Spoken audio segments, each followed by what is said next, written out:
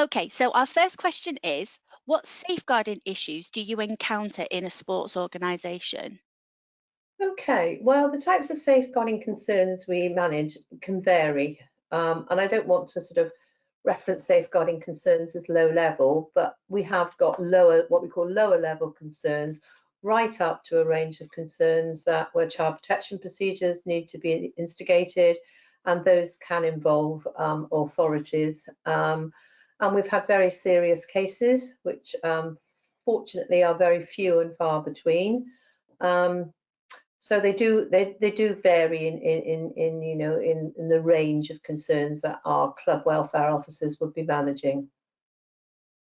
And would those concerns be around general public as well as anybody who is within those clubs?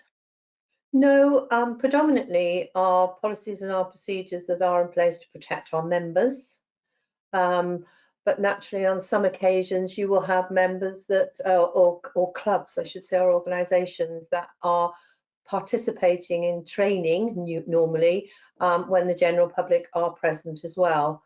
But there are, we try to mitigate the risks in those situations where we would have uh, somebody within the club responsible for the changing rooms, which predominantly would be moving all the children that were getting changed into a certain area of the changing room facilities, or specifically asking them to use the cubicles so that they were away from the general public and only one person in the cubicle at a time.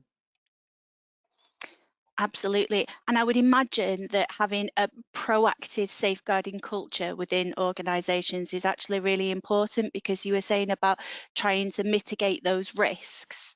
So making sure that your approach to safeguarding is more proactive is obviously really important.